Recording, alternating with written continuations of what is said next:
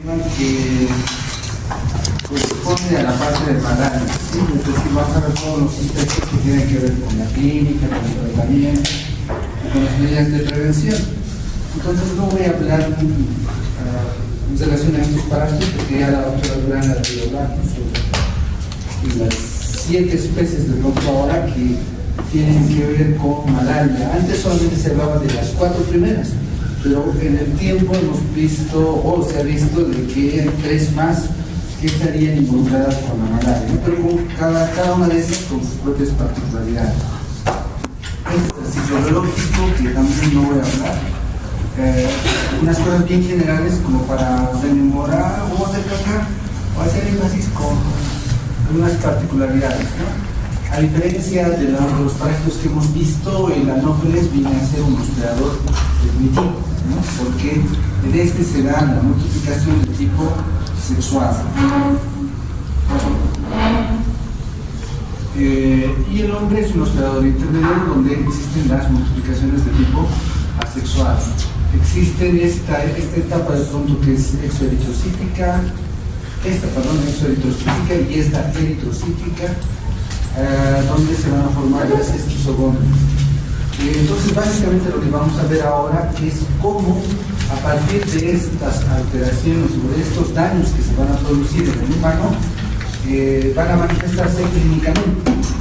Es decir, es como lo que veíamos todo este año, ¿no? Hay acciones patógenas, hay una forma de hacer daño, pero esa forma de hacer daño tiene que manifestarse con algo, y ese algo es la clínica, ¿sí? Entonces acá básicamente es esto lo que provoca la clínica, ¿sí? El ciclo eritrocítico.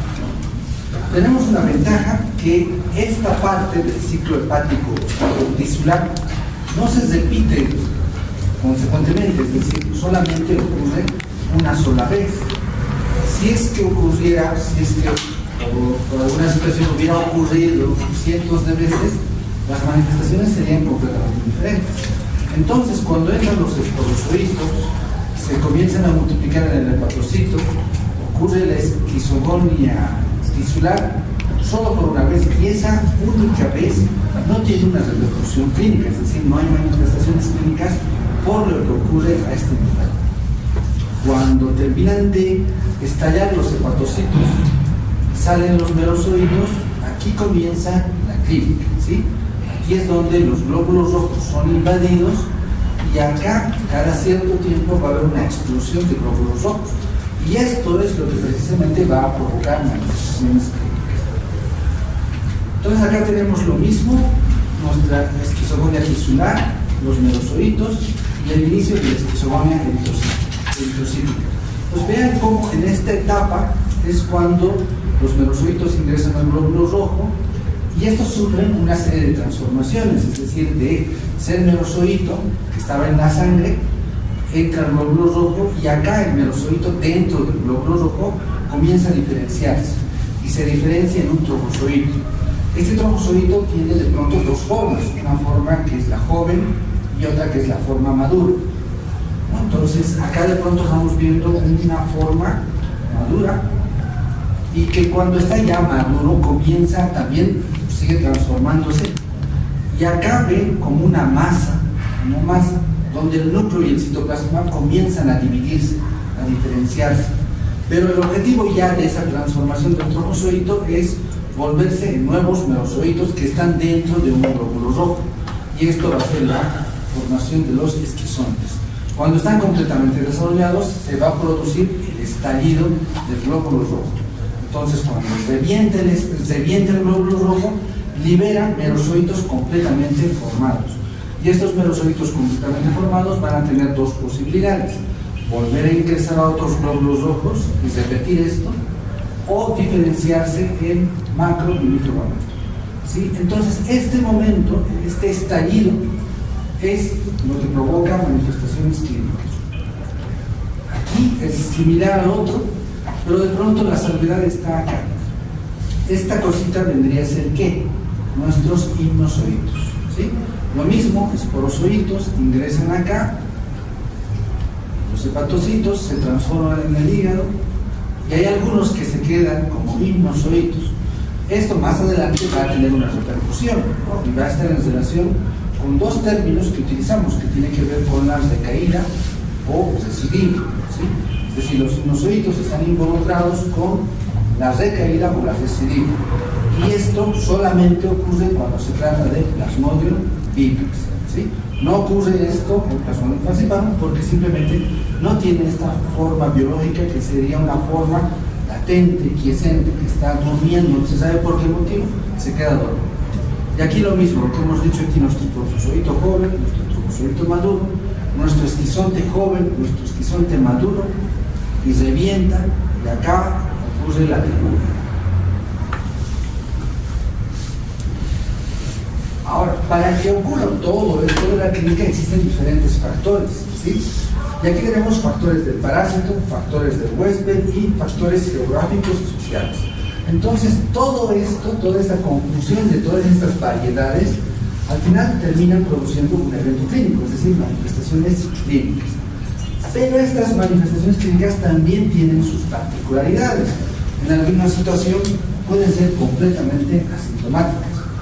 En otras puede haber sintomatología y en otras puede llevar a un cuadro de malaria grave, severo, y finalmente puede desembocar en la muerte de una persona. De pronto es una sucesión de hechos, ¿no? Pero que no en todos ocurre de la misma manera. Algunos se pueden quedar solamente en condición de asintomáticos. Algunos pueden llegar a sintomatología y nunca llegar a un cuadro severo, ni tampoco llegar a la muerte.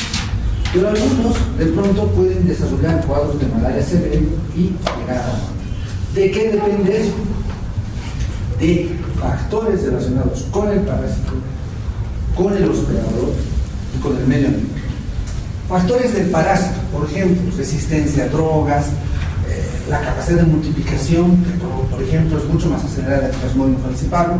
La doctora les ha debido decir que Plasmodium falciparum, por ejemplo, es mucho más agresivo.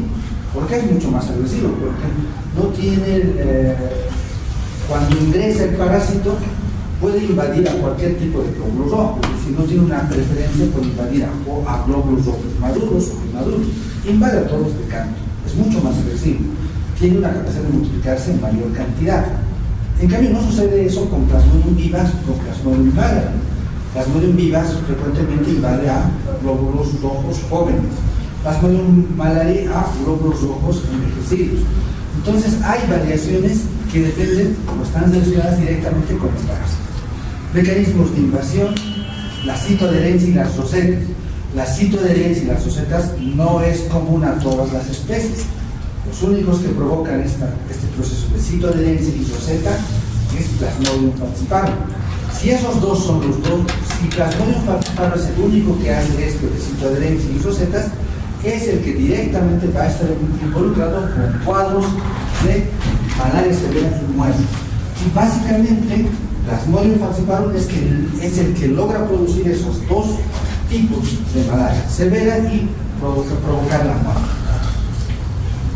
Aquí algunas variaciones de antígenos, toxinas maláricas y los factores del huésped, ¿sí? Inmunidad. La inmunidad va a estar en mucha relación con los cuadros asintomáticos y ciertas alteraciones en la estructura de los glóbulos rojos que van a provocar que de pronto algún tipo de persona que tenga alguna alteración en la estructura del glóbulo rojo no logre desarrollar la malaria como tal, ¿sí? La edad también va a estar en relación con cuadros graves. La situación de gestación también va a ser determinante para algunos casos de malaria. Y finalmente esto que tiene que ver con los factores geográficos y sociales. El acceso al tratamiento. Es decir, el no tener acceso al tratamiento de pronto nos puede llevar a complicaciones y tener cuadros de malaria severa o incluso llevar a la muerte, ¿no? Y algunos otros como estos, ¿no? Factores culturales, económicos. Y aquí vemos este otro cuadro. Este otro cuadro más o menos trata de mostrar qué es lo que pasa en el tiempo cuando una persona adquiere la enfermedad, es decir, adquiere la infección. Entonces, en un momento tenemos acá que el anófilo es aplicado, es el momento de la infección, y vean cómo hasta esta parte que está como BAB, es el periodo prepatente.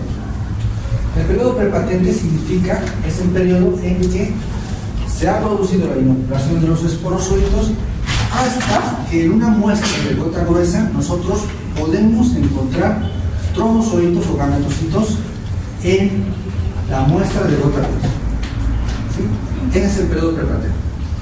Pero después está el periodo de incubación, que viene a ser de A a la C.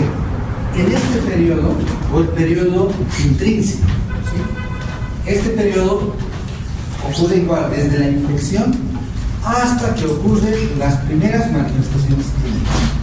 Generalmente ese periodo intrínseco dura 14 días. ¿Sí? Es el tiempo en el cual los parásitos se van a multiplicar, van a pasar por todas las etapas que hemos dicho, hasta que existe el primer estallido y se puede identificar las primeras manifestaciones clínicas. Y las primeras manifestaciones clínicas van a estar dadas por esto: escalofríos, fiebre y sudoración. Entonces, este es nuestro periodo de incubación intrínseco. Pasado este periodo, vean cómo, conforme vaya pasando más tiempo, la cantidad de parásitos va a ir aumentando gradualmente. ¿Sí? Entonces nosotros tenemos que ir cortando, haciendo el diagnóstico correspondiente para evitar que llegue a esta situación de malaria grave, cuando la carga parasitaria es abundante. Es decir, ahí está reflejándose con una densidad parasitaria. Entonces, esto es lo que ocurre normalmente en una historia de la enfermedad. ¿Sí? Ahora, todo esto se va a manifestar en estos cuadros. Vamos a tener el acceso palúdico simple, la malaria atípica, la malaria grave y las complicaciones. ¿Sí? El acceso, el primero, vamos a ir viendo los cuatro, vamos a ir describiendo cada uno de estos. Entonces, el acceso palúdico simple tiene esta característica. ¿Sí? Esto es lo que normalmente se presentaría en una persona que no tiene inmunidad. ¿Sí? La condición de pronto para que sea típico es que no tenga inmunidad. Por ejemplo, uno de nosotros se va a Pando a trabajar. Nosotros nunca nos hemos expuesto a malaria. Nos pica un anófeles, si no ocurre un anófeles, sus esporozóitos, al cabo de 14 días, luego de haber pasado ese periodo de incubación, vamos a tener el primer cuadro de malaria, vamos a tener un acceso palúdico. Y ese acceso palúdico se va a caracterizar por esto. Primero va a aparecer una fase fría. ¿Sí? Este es el orden secuencial en el cual se presenta el acceso palúdico. No es que yo lo he puesto porque parecía más interesante ponerlo frío y luego recién caliente y luego grueso. No, ese es el orden que siempre se presenta el acceso palúdico. Empieza por un cuadro frío, empieza o continúa, a continuación aparece una fase caliente, luego sudoración y finalmente la astenia abdominal, ¿no? Es una fase de malestar, de decaimiento que tiene el paciente. Todo esto de pronto está por este término del paroxismo, ¿sí? Toda esta secuencia de eventos sucede uno tras otro y ahí están los tiempos más o menos que puede variar. Entonces pasa 15 minutos a una hora, pongámosle media hora de fase fría, escalofríos, luego pasa la fase caliente, 2 horas, dice ahí, de pronto 1 hora durado, sudoración 2 a 7 horas y finalmente astenia diarrea. Entonces esta es la secuencia en la cual se presenta el acceso palúdico. Ahora, esto, como dice ahí, dura 6 horas y se presenta cada 48 o 72 horas. Esa es otra característica. Entonces, los pacientes que tienen malaria, básicamente, les da en una hora determinada. ¿Sí? Por ejemplo, a un paciente X le da a las 5 de la tarde, comienza su acceso palúdico, y él ya sabe que le va a dar su acceso palúdico, y como sabe que le va a dar primero fiebre o frío, escalofríos, agarra su frazada, se va a ir a un rincón y se envuelve con su frazada y empieza a tener. Ese es el escalofrío. pasa ese tiempo y luego se quita la frazada y ya tiene que esperar a que venga el golpe de calor. Y luego el golpe de calor, entonces tiene un tiempo, un ritmo. Entonces ya saben, a las 5, sí, a las 5 me dan mi acceso calórico, como que ellos llaman chup, les da Ahora, ¿por qué ocurre todo esto? Cuando estos glóbulos rojos, ahora aquí podemos también entender una cosa, este es el primer día, ¿sí? Aquí está ocurriendo el primer día. Entonces vean que en esto se puede ver lo que hace un rato les decía, que aquí se ha producido el estallido, han entrado los merocitos y se están transformando los trombocitos que han ingresado y aquí están reventando. Entonces si sumamos aquí en este día es un día entero, son 24 horas. Aquí está la mitad y aquí también está la mitad. Entonces esto ha ocurrido en 48 horas, ¿sí? Entonces por eso es que, como decía acá, ocurre cada 48 o cada 72 horas. Cuando se trata de Plasmodium falciparum y Plasmodium vivax es cada 48 horas. Y solamente el Plasmodium malariae es cada 72 horas. Ahora, cuando se rompe estos glóbulos rojos que están parasitados, aparte de liberar estos merozoitos, liberan una serie de sustancias que tienen la particularidad de ir al centro del hipotálamo y alterar el centro de termorregulación, ¿sí? Entonces comienza a haber tal cantidad de sustancias que están siendo liberadas por la ruptura de los glóbulos rojos y el organismo lo que hace es, como un mecanismo de defensa frente a esa alza de temperatura que hay, es enfriar el cuerpo. ¿Sí? Entonces comienza a provocar una serie de movimientos en la musculatura con esa intención de mantenerlo frío al cuerpo. ¿Sí? Porque la temperatura no es algo beneficioso para el organismo, entonces trata de enfriar. Como es tal la cantidad de estas sustancias que están siendo liberadas, no puede mantener frío al cuerpo y llega un momento en que es rebasado. Esos pirógenos endógenos en tal cantidad no pueden ser más controlados, entonces el organismo deja de estar intentando enfriar y al final es rebasado. Y por eso es que entra una fase caliente. Entra esa fase caliente. Esa fase caliente, el organismo nuevamente dice cómo enfrío ahora, porque está en una fase caliente, y lo que hace es vasodilatar, que de pronto sería otro mecanismo para bajar la temperatura, y cuando vasodilata comienza a haber diafrosis, es decir, sudoración. Entonces estos mecanismos que se dan de pronto el primero y el tercero son mecanismos que están tratando de bajar la temperatura ante la excesiva liberación de pirógenos endógenos que están estimulando al centro del hipotálamo para que aumente la temperatura. Finalmente, esos pirógenos tampoco se quedan de manera permanente, es decir, en un momento de esos también se agotan y por eso es que desaparece por completo las manifestaciones. Entonces vean cómo existe esto, es decir, la consecuencia de la ruptura del estallido de glóbulos rojos es el acceso palúdico.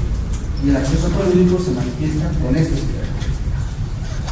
Ahora, si hay una persona que viene de una zona tropical y en el frente vemos que tiene estas características, de pronto nosotros podemos sospechar y decir, posiblemente sea un acceso palúdico provocado por malaria, porque es típico. Vean que es esto, es decir, escalofríos, fiebre, sudoración, es una secuencia así consecutiva, ¿sí? Pero si de pronto el paciente nos dice, mi fiebre es permanente, entonces nada que ver con malaria, ¿no? Entonces vean que es algo típico que nos puede permitir sospechar, tal vez estar nosotros frente a un cuadro de malaria.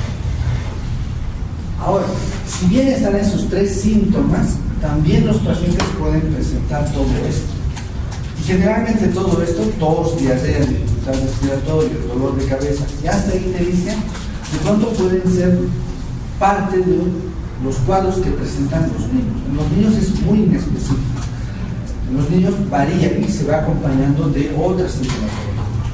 Todo esto que viene a continuación de ictericia, defectos de coagulación, insuficiencia renal, de pronto estos son parte de una serie de cuadros que se pueden presentar cuando se trata ya de una malaria grave. Entonces ahí otra vez es esto que está provocando nuestras manifestaciones clínicas. Las formas atípicas. Las formas atípicas solo se presentan en personas que han estado expuestas en varias oportunidades a cuadros de malaria. Es decir, lo atípico es que no va a presentar un cuadro de malaria clásico como el que hemos descrito. Escalofríos, fiebre, sudoración. Estos se caracterizan por presentar de pronto solo fiebre, solo cefalea o fiebre y cefalea, algo de malestar de pronto. Pero estos que presentan así un cuadro tan irregular, tienen que tener el antecedente de vivir en zonas endémicas y haber estado expuestos en varias oportunidades a cuadros de malaria. Entonces ustedes cuando se vayan a trabajar escapando, puede ser que tengan una persona que les diga: estoy con mi cuadro de malaria. ¿Por qué dices que estás con tu cuadro de malaria si estás con... No, es que me duele la cabeza. Solo eso. Sí, me duele 1 o 2 horas, me tomo mi aspirina y desaparece. Le hacen la gota gruesa y es cierto, solamente tiene trombocoditos, o tiene trombocoditos, tiene gametocitos, pero solo le duele la cabeza. O me da fiebre un rato, 1 hora y nada más. Escalofrío, nada, solamente fiebre y desaparece. Espontáneamente desaparece. Entonces, esos son los cuadros que están de pronto con una variedad de sintomatología o con una sintomatología no típica, lo que hemos descrito, y que presentan esta situación. Pero ya saben, son personas expuestas a varios cuadros de malaria, en el cual han desarrollado cierto nivel de inmunidad. Ahora, la inmunidad. Para que una persona tenga inmunidad contra malaria, debe estar expuesto permanentemente. Es decir, si esa persona que vive en Guayaramerín ha tenido cuadros de malaria, qué sé yo, desde los 7 años hasta los 20 años, luego se viene aquí a La Paz, y en La Paz no tiene cuadros de malaria, después de 5 años vuelve a Guayaramerín, en ese lapso de tiempo de los 5 años ha perdido toda su inmunidad. Y cuando regresa ya, cuando tenga otro nuevo cuadro de malaria, va a hacer un acceso palúdico como si fuera su primera vez. Es decir, la inmunidad se mantiene por exposición permanente. No es una inmunidad permanente como en algunas otras enfermedades, ¿no? Que la inmunidad que se desarrolla es permanente y no desaparece. En cambio, en esta sí desaparece cuando uno deja de tener esta exposición. La malaria grave, que puede haber un paludismo cerebral cuando está básicamente el cerebro del infante, una mujer embarazada que puede ser grave, y el paludismo visceral. Ahora, recuerden que la ictericia va a estar en relación con la ruptura de glóbulos rojos, ¿no? Se están liberando ahí los componentes que tienen que ver con la bilirrubina, entonces ahí va a haber también una relación. A medida que más glóbulos rojos estallen, va a haber mayor probabilidad de mayor ictericia. Ahora, esto que tiene que ver con la malaria grave, básicamente ocurre en Plasmodium falciparum. Y es básicamente por esto, ¿sí? Por esto, por la capacidad de citoadherirse. Y los glóbulos rojos tienen unas pequeñas, que están marcaditos de negro, tienen una serie de receptores que se llaman los NOX. Y estos NOX tienen la capacidad de, cuando está en el glóbulo rojo, cuando está el glóbulo rojo parasitado, le salen estos NOX ahí, en la membrana, y estos NOX pueden adherirse. Es como pequeñas anclas que tienen el glóbulo rojo parasitado, y y hace que se adhieran al endotelio capilar. Entonces se enganchan ahí y se quedan. Pero también tiene la capacidad de engancharse con otros glóbulos rojos parasitados y no parasitados. Entonces, en este nivel hacen esto, citoadherencia. ¿Sí? Y se supone que esto es un tubo que tiene que circular los glóbulos rojos con oxígeno. Y vean acá cómo hay un capilar ahí completamente obstruido. Entonces, al lugar que no está llegando la sangre, ¿qué va a pasar con ese sitio? No está llegando oxígeno, se va a morir, ¿no? Esto es lo que normalmente ocurre y por eso es que existen los cuadros graves de malaria producidos por Plasmodium falciparum, la citoadherencia provocada por sus hongos.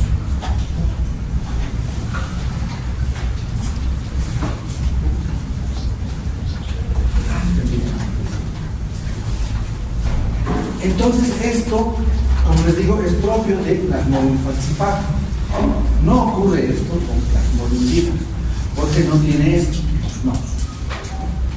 Ahora, lamentablemente este proceso de citoadherencia ocurre a nivel del cerebro. Así, frecuentemente ocurre a nivel del cerebro. De ahí que las consecuencias sean mucho más graves, ¿sí?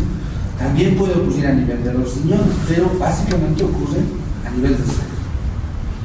Plasmodium falciparum produce esto, Vivax no produce esto.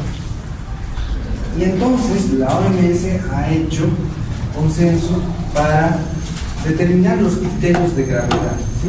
¿Se acuerdan que en teniosis y psicosis hablábamos de los criterios de gravedad, los criterios absolutos, un criterio mayor más un criterio menor en cisticercosis para el diagnóstico de cisticercosis, los criterios absolutos? En malaria también hay estos criterios, pero en malaria es completamente diferente.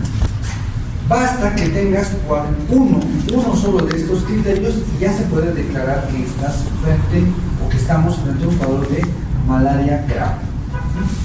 Entonces, estos son los criterios de gravedad clínicos y estos son los criterios laboratoriales. Pues vean ahí coma profundo. Entonces, un paciente que ha estado con Plasmodium falciparum y de pronto acá en La Paz ha habido cuadros de malaria grave que han fallecido, ¿sí? Es decir, que han terminado con la muerte de esas personas. ¿Por qué? Porque simplemente no han logrado percatarse de que era un cuadro de malaria. De pronto han tomado la gota gruesa, no sabían diagnosticar y han hecho, pero no han identificado, no han hecho el diagnóstico. Y han empezado a dar tratamiento como si fuera una infección de tipo bacteriano. Conforme ha ido aumentando los parásitos, de pronto el paciente ha entrado en un coma profundo. ¿Sí? ¿Por qué? Porque ya saben ustedes, ¿no? Son los capilares del cerebro que se han obstruido, al final han desencadenado un coma profundo. Anemia severa, porque son cientos de glóbulos, miles de glóbulos rojos que van a ir aumentando. Cada estallido han visto que salen 37 melocitos. Imagínense que 200 glóbulos rojos hayan reventado simultáneamente en ese instante y de cada uno de esos ha salido 37 melocitos. Si 200 han estallado, ¿cuánto es por 37 cada uno? Y esos que han salido van a ir a invadir nuevos glóbulos rojos, ¿no? Entonces, conforme pasen los días, la cantidad de glóbulos rojos afectados va a ser abundante. Entonces aquí va a haber una anemia severa. Nosotros esto podemos visualizar con un hematocrito y con una hemoglobina. Y estos son los valores que va a tener, ¿sí? Es decir, estos ya son valores alarmantes, ¿no? Su hematocrito, su hemoglobina. La hipoglicemia, aunque el parásito también se alimenta de glucosa, pero cada acceso palúdico, esos momentos de sudoración, de escalofríos, también implican una pérdida energética, es decir, es un consumo de energía. Entonces va aumentando o va disminuyendo la glucosa, ¿no? Con valores menores a este ya es considerado como un criterio de gravedad. La insuficiencia renal también se produce una obstrucción a nivel de los glomérulos, ahí también se forman las rosetas y va a provocar que el paciente entre en una insuficiencia renal. Entonces nosotros esto identificamos haciendo un cálculo, una recolección de orina de 24 horas. Entonces el paciente en 24 horas apenas va a orinar menos de 400 ml. ¿Sí? Y si hacemos un control de creatinina, va a estar en estos valores, ¿sí? Menor a esto. Entonces son criterios también de gravedad.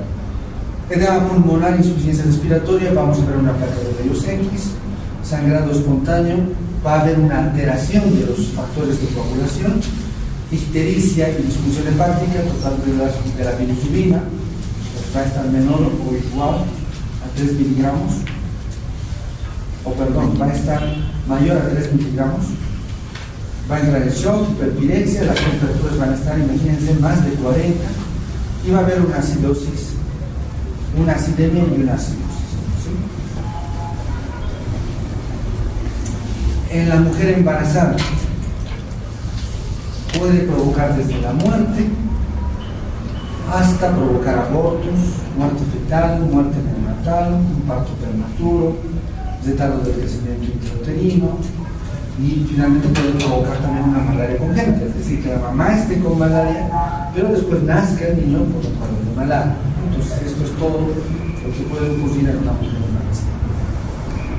Lo que les decía hace un rato, en los niños es completamente específico. Entonces, en las zonas endémicas, cuando se trata de niños, lo que se tiene que hacer es descartar primero si se trata o no de malaria. Es decir, vienen con diarrea, primero hacer una gota gruesa y sale negativo, entonces tratar la diarrea. Si tiene un problema pulmonar, lo mismo. Primero descartar malaria y después recién después hacer cualquier otro examen para ver otro cuadro, ¿no? Y también puede haber un compromiso meningial, ¿no? Aquí está esta posición, en la cual cuando tienen los cuadros de meningitis, tienen esta posición. Fiebre, convulsiones y coma, ¿sí? Este paludismo o esta fiebre biliosa hemoglobinúrica y la nefritis coartana generalmente está en relación, el primero con el uso de quinina, es una hipersensibilidad a la quinina, y la nefritis coartana generalmente se da en plasmodium malariano. El diagnóstico. En la primera clase de diagnóstico habíamos visto que en las obras del doctor Martínez había estas tres posibilidades, ¿no? Diagnóstico clínico, epidemiológico y pediátrico. En esta enfermedad, como que de pronto, por un acceso palúdico, podemos hacer un diagnóstico clínico, ¿no? Pero que no es suficiente, ¿sí? Es decir, nosotros no nos podemos dejar llevar simplemente porque hay un acceso palúdico y decir, esto es 100% malaria, ¿sí? Tenemos que llegar sí o sí a un diagnóstico etiológico, porque existen otras patologías que de pronto pueden tener alguna similitud. Y otra cosa, es decir, no siempre nos vamos a chocar con un acceso típico. También puede haber el antecedente de que esta persona esté viniendo, es decir, ahora en cuestión de horas puedes venir desde Guayaramerí hasta La Paz. Tomas un avión y sales a las 8 de la mañana y a las 4 de la tarde ya estás aquí. Y si esa persona tenía malaria hace tiempo atrás, hoy, llegando aquí a La Paz, no es que porque esté en La Paz va a ser un acceso típico. No, si no tiene inmunidad, entonces puede ser que se presente su fiebre, nada más, o su cefalea. Entonces ahí tendremos que involucrar el antecedente epidemiológico. Es decir, ¿de dónde procede usted? Es decir, esa parte siempre hay que preguntar. Mismo que estemos con un cuadro de malaria o estemos frente a otra enfermedad que es de zonas tropicales. ¿Qué otra enfermedad ahorita está en boga en zonas tropicales? Por ejemplo, dengue. Dengue es lo que casi todo el año hay. Y hay gente que yo veía o escuchaba en las noticias, por ejemplo en la clínica Gramont, hace unos 2 meses o 3 meses, reportaban y decían se diagnosticaron 2 casos de dengue. Entonces, ¿es por qué? Porque preguntas en el presidente epidemiológico, está con una fiebre permanente. ¿Dónde ha estado hace una semana o hace 14 días? Entonces te dice, hace 2 días que estoy llegando yo de Santa Cruz. Esa no es zona de malaria, pero es zona de dengue. no es dengue, pero puede ser chikungunya. Ah, no es chikungunya, puede ser Zika. Y el último que ha aparecido, el oropuch, ¿cómo se llama? Lo vemos de dos maneras, mediante la microscopía y mediante las pruebas rápidas. La molecular, es decir, PCR, se puede hacer, pero no se hace. ¿Sí? ¿Cuándo se lo hace? Cuando se trata de investigación, es decir, querer determinar especies, nuevas especies que se circulan en algún lugar. PCR no se hace de rutina. Serología no hay para malaria, no hay. Entonces, las únicas dos formas de diagnóstico son microscópica y pruebas rápidas. La ventaja, estos tres, tanto microscopía, pruebas rápidas y molecular, PCR, pueden llegar al diagnóstico de especie. ¿Sí? Estas dos son las que más utilizamos. Ahora, la microscopía. Ahora, ¿por qué tenemos que llegar al diagnóstico de especie? Aunque más adelante está el tratamiento no es igual para las especies. ¿Sí? No es como criptosporidium. En criptosporidium nos interesa saber la especie, no nos interesa.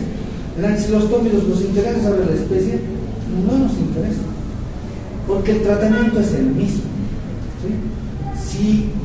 Si en criptosporidium fuera que hay una especie que es más asesina, qué sé yo, más grave, tendríamos que estar obligados a llegar al diagnóstico de especie. Pero como no es decir, como el tratamiento es lo mismo, se autolimita, no necesitamos hacer diagnósticos. Pero en malaria sí, porque hay dos especies que están en nuestro medio, que es Plasmodium vivax y Plasmodium falciparum. Aunque las dos pueden provocar accesos palúdicos típicos, una puede llevar a la muerte, la otra no. Sí, Plasmodium vivax no te lleva a la muerte, pero Plasmodium falciparum sí. ¿Qué pasa si nosotros decimos, clínicamente es acceso? Le daremos tratamiento para vivax. No hemos hecho diagnóstico etiológico. Le damos tratamiento para, pensando que es Plasmodium vivax, pasa una semana que también se complica, entra en coma y se muere. ¿Por qué? Porque no hemos hecho un diagnóstico etiológico. Y ahí puede venir hasta un juicio. La pregunta es, ¿por qué usted no ha llegado al diagnóstico etiológico sabiendo que existe una especie que puede matar? ¿Sí? Entonces, nosotros sí o sí tenemos que llegar a un diagnóstico etiológico, es decir, determinar la especie.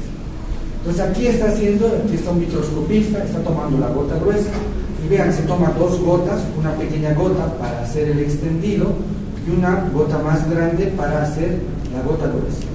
Entonces acá está nuestra gota pequeña, la gota grande, y vean aquí el portaobjetos lo ha acercado hacia atrás y luego lo jala, formando esta lengüeta, ¿no? En esta gota gruesa nosotros vamos a encontrar los parásitos fragmentados. En cambio, en el extendido vamos a encontrar parásitos que conservan su morfología, su forma, bien definidos. ¿Sí? ¿Por qué sucede esto? Porque aquí está colocando el nombre con un lápiz sobre el extendido. Entonces nosotros cuando hemos hecho ya la gota gruesa y el extendido, tenemos que teñir esta lámina con piensa. Y acá tenemos dos cosas tenemos que hacer. Esta parte, primero, esta gota gruesa se mete en un frasco, se le deja remojar por unos 5 minutos. ¿Sí? La gota gruesa, esta gota, esto que está ahí, ¿están viendo, verdad? Cuando se lo dejas remojar durante 5 minutos, se sale la hemoglobina y solo dejan los parásitos. Pero para que esto ocurra, lo que hay que hacer es agarrar el lugar donde está la gota gruesa y con el portaobjetos, con la parte del pincel, hacer esto. Y eso se llama deshemoglobinización o desfibrilización. Entonces, ¿qué estamos haciendo? Al actuar sobre esta gota y moverlo así, estamos moviendo ahí la gota, a esta gota, estamos rompiendo los glóbulos rojos Y cuando esto lo vamos a meter al agua, todo lo que tiene que ver con la hemoglobina se va a salir. Y solamente aquí van a quedar adheridos los parásitos. ¿Sí?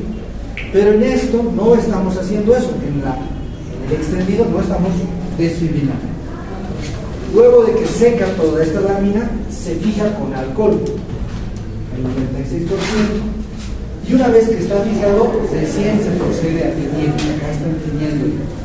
Se lo deja esto durante unos 20 a 30 minutos, se lava y después se ven las formas parasitarias. ¿Qué formas parasitarias se ven? Vamos a ver básicamente, esto no se ve para nada porque está en el vector, y aquí está lo que se ve. ¿Sí? Esta, por ejemplo, es una cartilla para los técnicos de malaria. Y en este lado lo que ustedes pueden ver son los glóbulos rojos íntegros. Esto se ve en el frotis. Todo este lado. Todo esto se ve en el frotis. Y esto se ve en la gota gruesa. Lo que les decía, hemos desfibrinado, se han salido los glóbulos rojos y vemos los parásitos, pero no están dentro de los glóbulos rojos porque se ha salido el glóbulo rojo, es decir, la hemoglobina se ha salido. Y vemos trofozoitos fragmentados, rotos. ¿Sí? Rotos. Entonces, ¿qué es lo que vamos a ver en la gota gruesa y en el frotis? ¿Qué es lo que nos va a permitir el diagnóstico? Trofozoitos inmaduros o jóvenes, trofozoitos maduros, es decir, estos serían los inmaduros o jóvenes, estos de aquí serían los trofozoitos maduros, los esquizontes jóvenes y los esquizontes maduros, y además los gametocitos.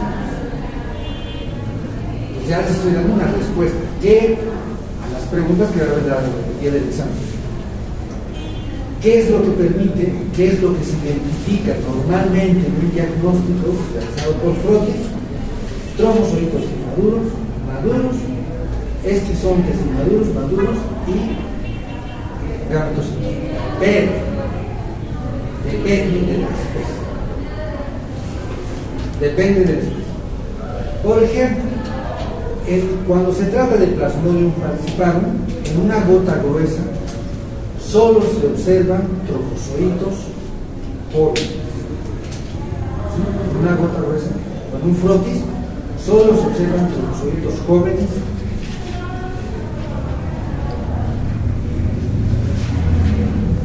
Nada más. Los trofozoitos maduros y esquizontes solo se observan cuando hay gravedad. ¿Sí? Otra vez de atrás. ¿Sí?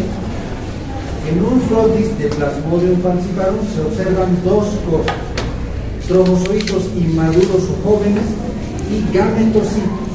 ¿Sí? Esas dos, me estaba olvidando de gametocitos. Trofozoitos inmaduros o jóvenes y gametocitos, cuando se trata de Plasmodium falciparum.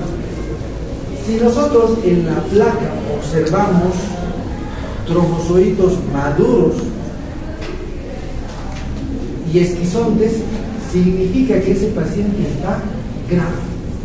Solo en situaciones de gravedad se ven maduros y esquizontes. ¿Por qué?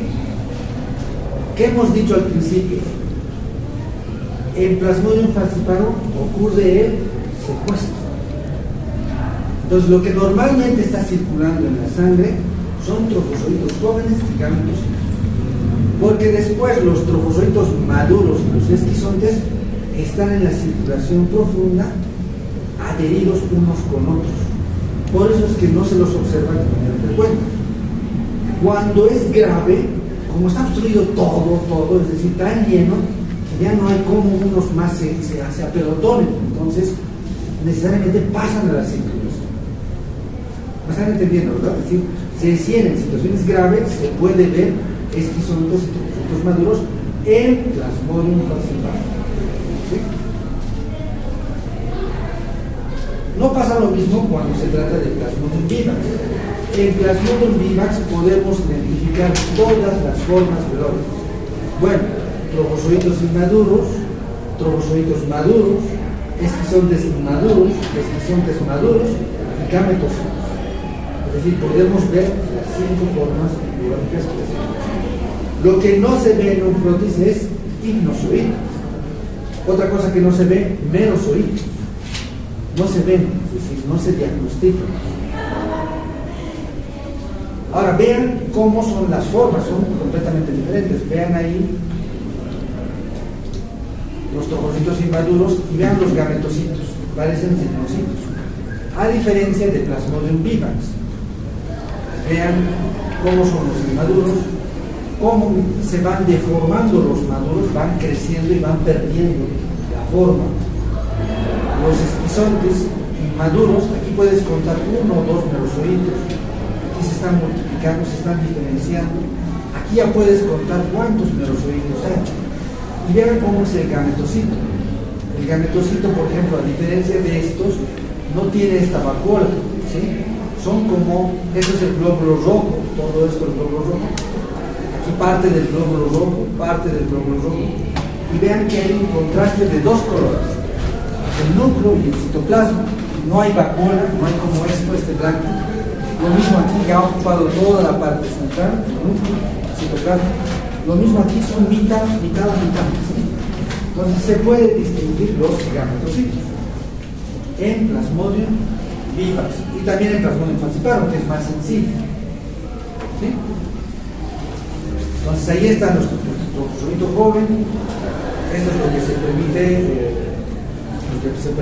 Lo que se ve, la vacuola, su citoplasma, su núcleo, cómo va desarrollando y va deformándose su citoplasma. Los esquizontes, y aquí están los gametocitos, ¿sí? Esto sería Plasmodium vivax. Lo mismo ahí, estos son trofozoitos. Todo esto van a ver en el laboratorio, vean las formas de anillo. Trofozoitos maduros, estos ya son esquizontes. Estas formas en banda son de Plasmodium malariae, aquí hay un esquizonte. No hay placas de Plasmodium malariae, solamente hay las placas de Plasmodium vivax y Plasmodium falciparum. Aquí están nuestros esquizontes. Ya saben, estos si observan esquizontes es de Plasmodium vivax, porque normalmente no se ve de Plasmodium falciparum de las placas. Los gametocitos, aquí pueden ver de Plasmodium falciparum, como se ve, y estos son, vean ahí, gametocito, vivax, gametocito, vivax, y estos serían trofozoitos maduros de Plasmodium vivax. Plasmodium vivax, ahí en esa placa, como pueden ver, esquizontes, sería un esquizonte maduro, inmaduro, trofozoitos, ¿sí? Un gametocito. Plasmodium vivax, esto no necesitamos saber. Plasmodium falciparum, vean, todos son trofozoitos inmaduros, gametocitos, no hay esquizontes, no hay trofozoitos maduros. Lo mismo ahí. ¿Estos qué son? Neutrófilos. Sí, esto, bueno, lo mismo, ¿no? Las diferentes variedades. Tenemos que apresurarlos porque ya es hora. Ahora, el otro diagnóstico, mediante pruebas rápidas. La ventaja de las pruebas rápidas es que en el lapso de 20 minutos, porque en 20 minutos te da el resultado, tú tomas una gotita, estos son colaboradores voluntarios, esto se llama SUNY, se pone una gotita de sangre, corre con una serie de antígenos, se mezcla, y aquí te sale, por ejemplo, aquí está en la parte superior están los controles, aquí te sale una banda, aquí te salen 3 bandas, esto es Plasmodium falciparum, este es Plasmodium vivax y este es Plasmodium falciparum. Entonces, con ese resultado que te da la especie, tú ya puedes darle el tratamiento correspondiente. Ahora, hay alguna serie de términos, ¿no?, que se utilizan en caso sospechoso. Por ejemplo, es el caso sospechoso que no logras diagnosticar epidemiológicamente, caso confirmado en el que has hecho gota gruesa, caso autóctono es cuando has diagnosticado en el sitio, en la comunidad, y la transmisión ha ocurrido en el lugar. Caso importado es lo que de pronto ocurriría en La Paz.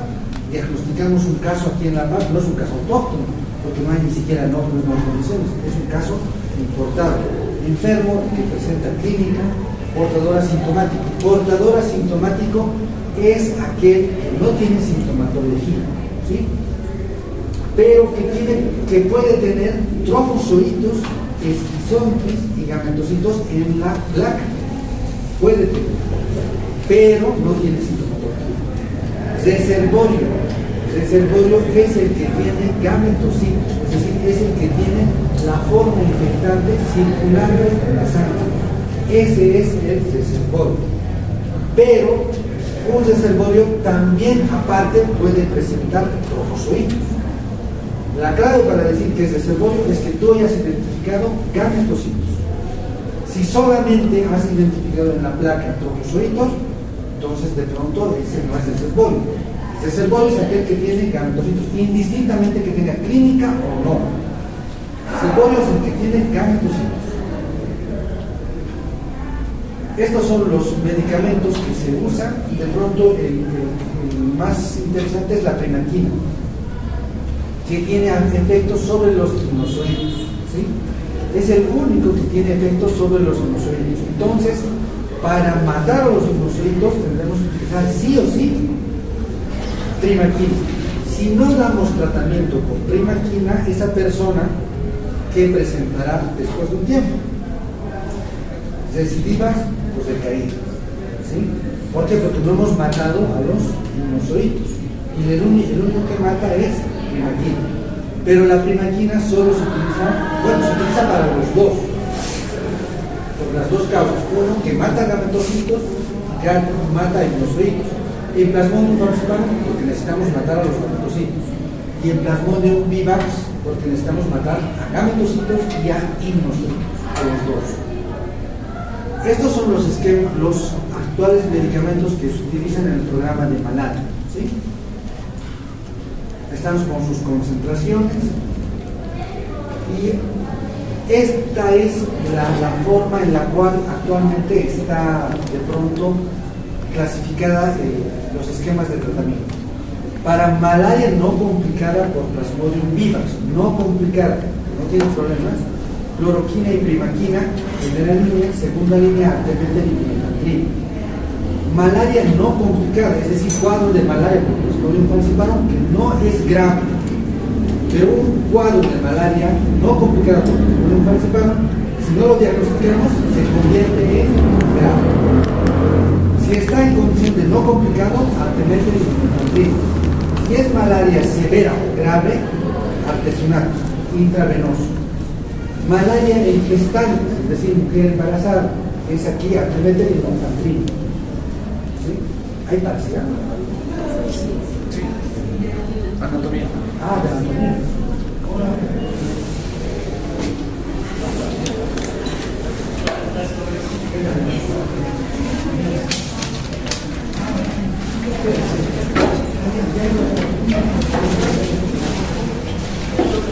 Ya, entonces solamente esto para acabar.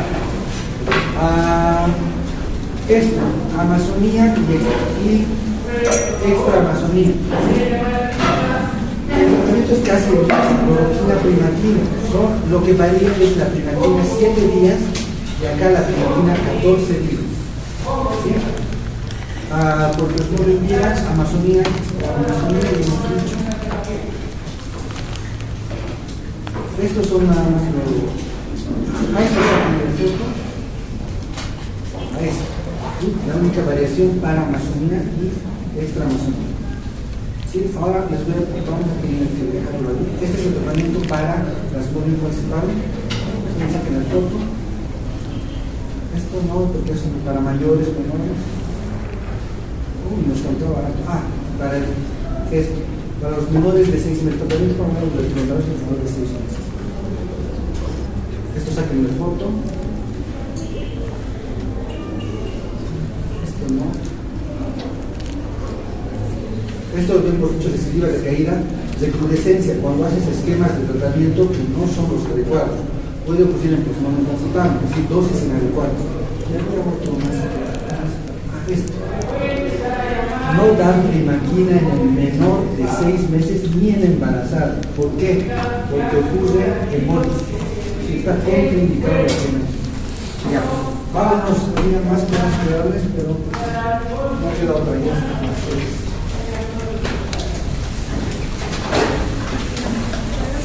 Vámonos.